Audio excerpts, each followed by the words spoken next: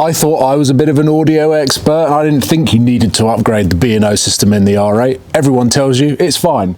But after hearing this now, oh my God, night and day.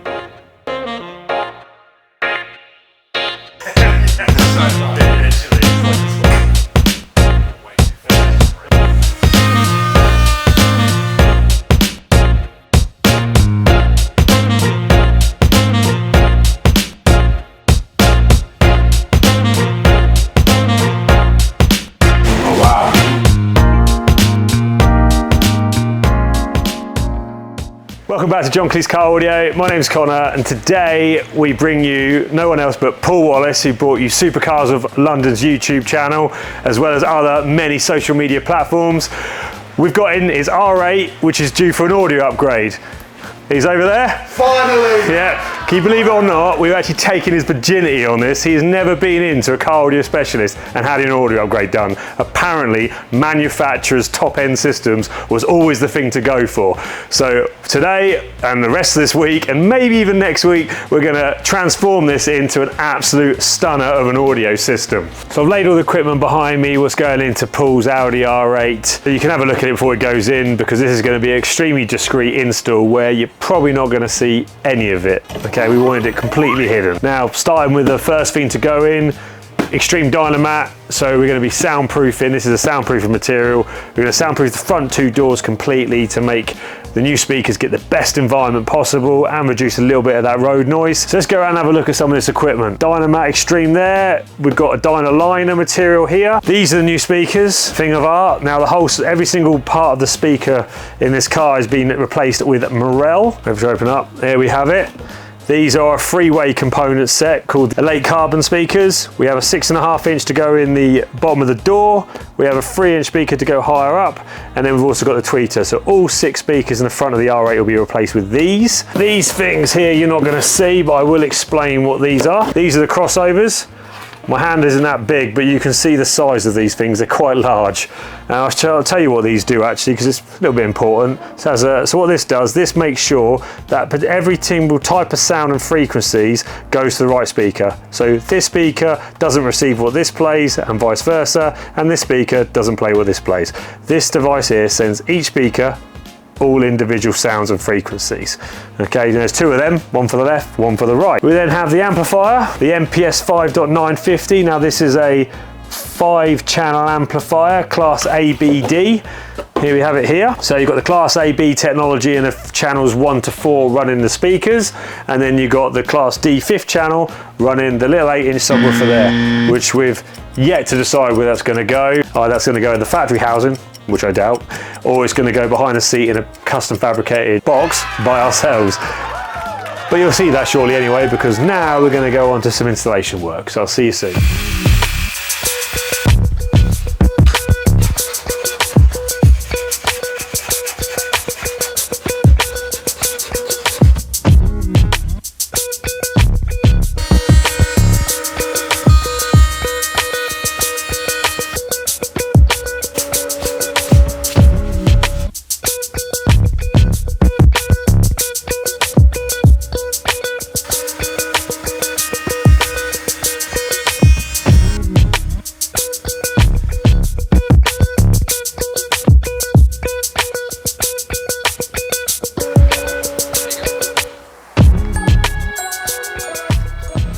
I'm so excited. I've been down now twice. The first time felt like I was back in the classroom learning. So I was coming in here going, yeah, the upgraded sound systems on the Mercedes, like the, whatever. Got Harman Kardon in the Alfa Romeo, Bang & Olufsen in this, and I learn quick and fast.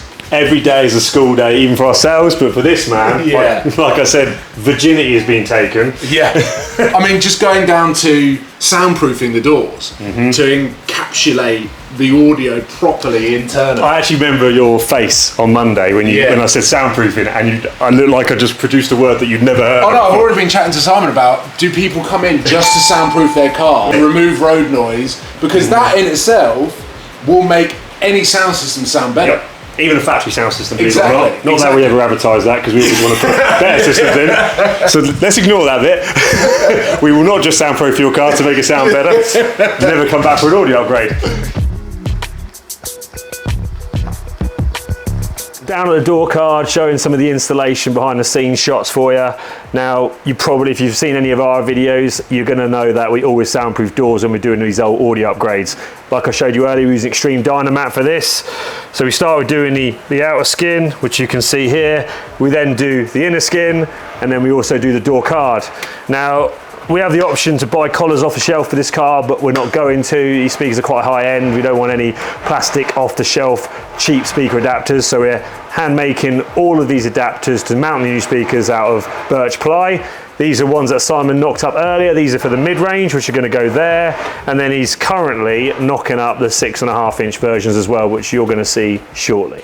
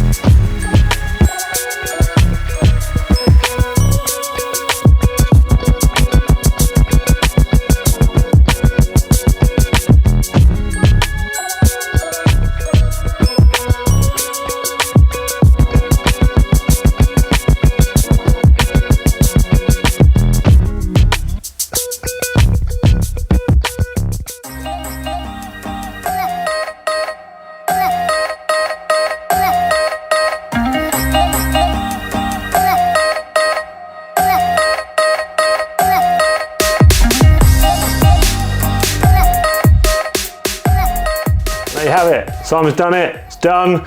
And we moved a little bit further on since my last clip. So the inner skin's now fully dynamated, as you can see here. The panel's back on, which is the access point. So if the customer needs to get the regulator changed or anything, it's done.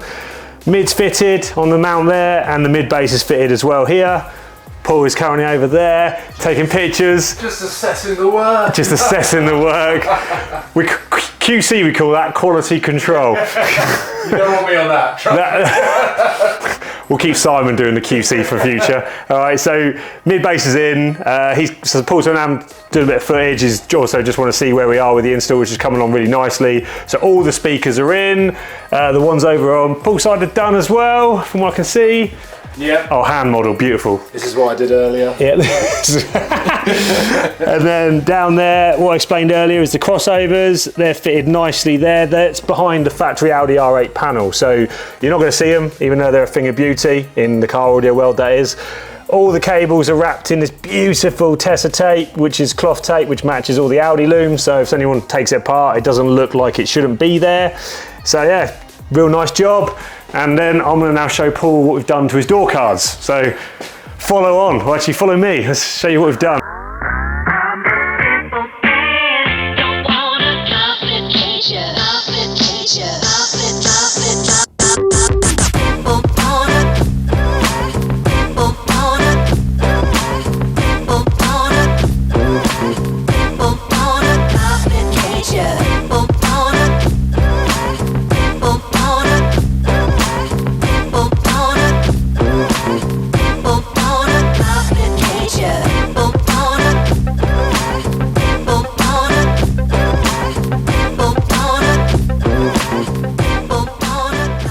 Now here is your factory Audi door card.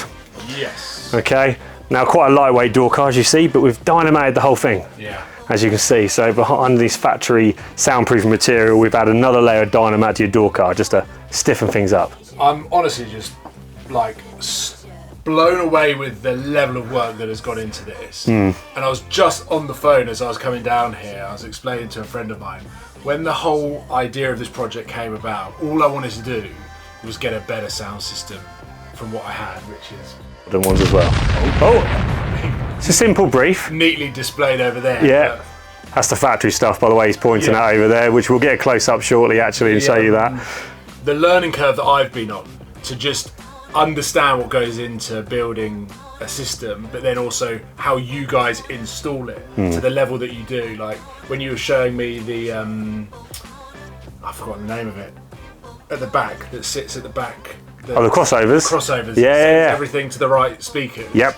How that's been installed and how it fits in with the rest of the Audi stuff is like unbelievable. And then you look at what's actually been going on with the tweeters and. Well, yeah, we'll have a close up of that actually.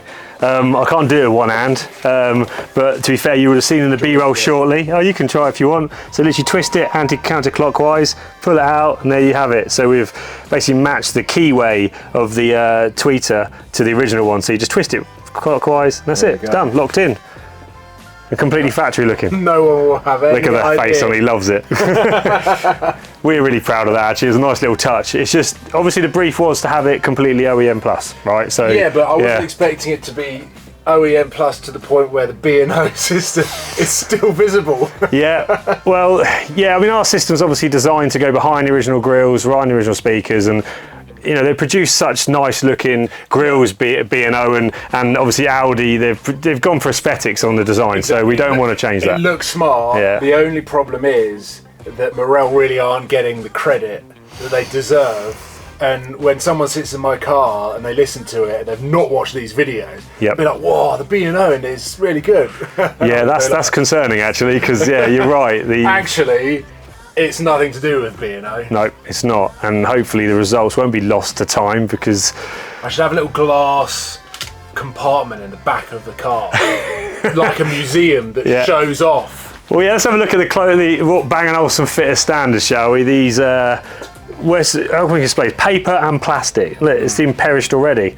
They are 14 years old, but when you just look at the quality of them, I'll tell you now, the B&O new cars don't look much different to these. Really? Yeah, this is what they're fitting in the more modern ones as well. Oh! I mean, it makes non-reversible. Normally our installs are reversible.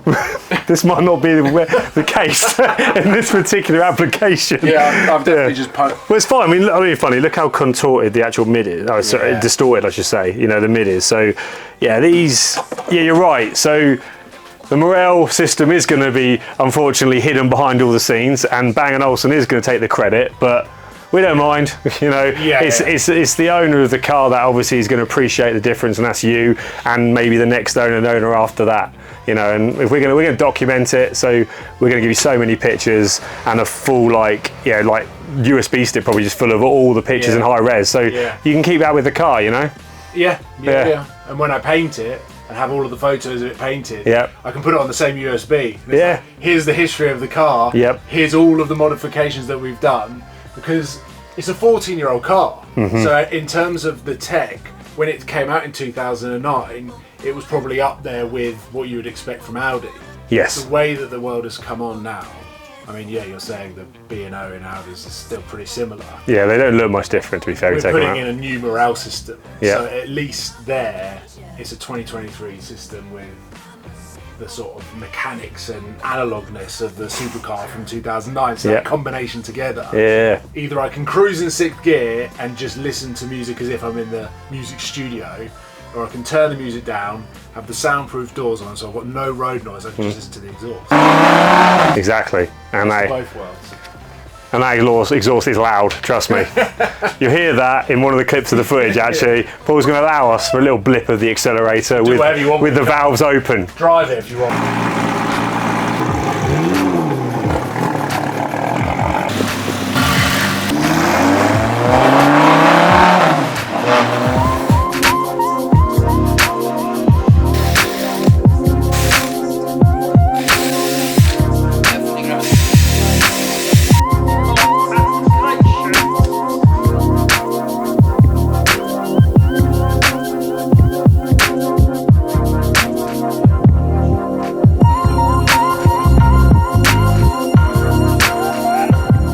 Just discussing all the original equipment in the other room with Paul. He's now gone, so I'm taking you back to the car to show you that now the Morel 5-channel amp is all installed. This is the Class AB amp, quite large normally. We did think we were going to have to put it in the front, but actually we managed to get it underneath the factory rear panel behind the front seats here. Just a bit of a squeeze.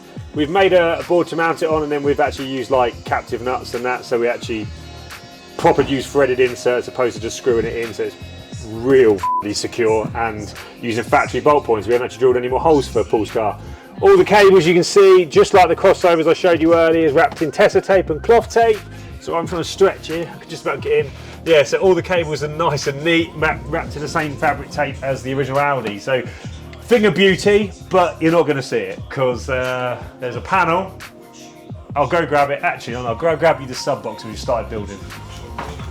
So what happens is a panel goes on to hide all this, and then this is something that Simon's already started building, which is going to be, I'm not going to put it down because I don't want to scratch the amp, but it's going to go behind the seats like this. So this is in the framework now. We've just started building for this sub box, and this is going to hold the 10-inch Morel Titanium SC 10-inch subwoofer, and that's going to go in there. We're going to make sure the box is the right cubic feet, but we're also going to make it look real snazzy. So it's going to follow the contours of the rear boot, which is going to look really nice.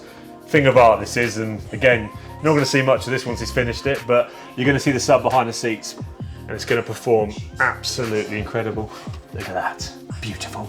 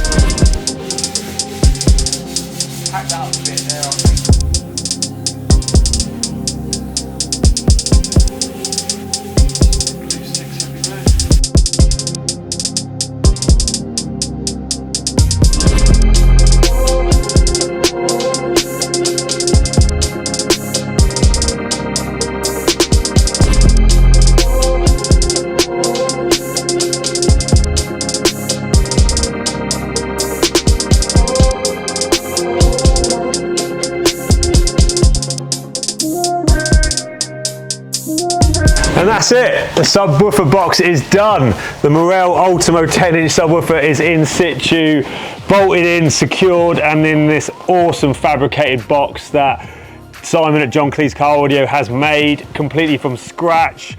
There is literally no enclosure prefabricated behind this. This is all made by hand, built to follow the curves of the inside, designed back here. So the box literally follows the grille surround here.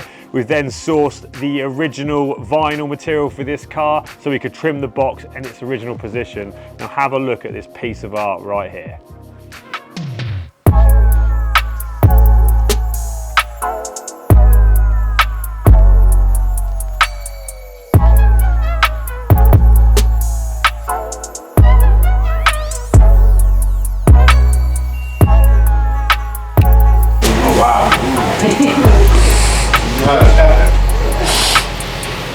You like that, yeah?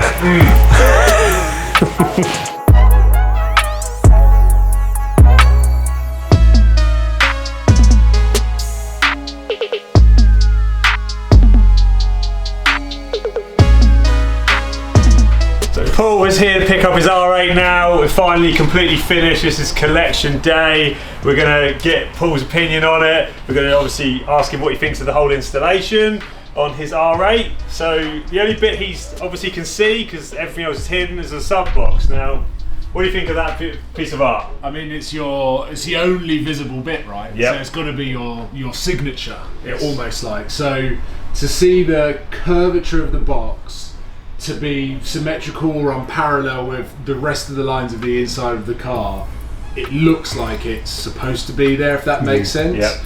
And the whole thing fits absolutely perfectly with the interior. Everything is as I literally took it in, what, 2-3 weeks ago? Yeah, so, a few weeks now, yeah. To hear the difference without really seeing anything. Yeah. Obviously, I've watched the process, and this video will document everything perfectly. Yep. But what goes on behind the door cards, everything that Simon has done to perfect the audio inside the cabin, it is an absolute masterpiece without there really being any visible note of it actually getting done at all, other than the sub. Yes. So the whole thing I'm blown away by. I didn't really have any expectations. I knew that it was going to sound better than the B&O. And you had nothing to compare to really, because you never had an aftermarket upgrade system. So. But I feel like in terms of installation, I've had the Rolls Royce of installations, if that makes sense. And everything that you guys have done has been amazing, and it sounds so good, so good.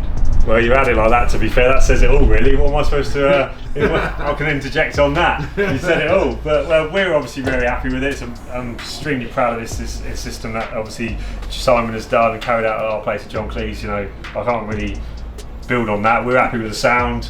You're happy with it. That's all we want. I mean, the most important thing was how it sounded, but we also wanted to look good, because we couldn't hide the sub. There was no way of hiding the subwoofer in this without having something so small that wouldn't work with your genre music, because you obviously like a bit of hip hop, you like your bass. Yeah. I could see that by you. That little dial, I'm pretty sure, didn't go off max most of the time. So yeah, we got the bass right. You know, I mean, yeah, that's pretty much what we can say on it, really. The only other thing that I wasn't expecting is now I've got charge ports, because I never had that before. Yeah. The only thing that I could have done is bought an adapter on Amazon to my cigarette lighter. This car's so old, and now I've got USB-C chargers. I feel like I'm going to be driving like a modern car, and then realise I've got to change gear because I'm bouncing off the rev limiter. It's still a manual. You still need to get your left hand free for that, to be fair. But at least your right hand can be doing the sub whilst changing gear. Hand on steering wheel as well. Everything is so well thought out. It's kind of like the classiest, most impeccable version of Pimp My Ride you can imagine. There you have it, I'm flattered by that. So I'm going to sign it off there, really. So I'm Connor from John Kleis, Car Audio. This is Paul Wallace from Supercars of London. And this is John Kleis signing out. See you later.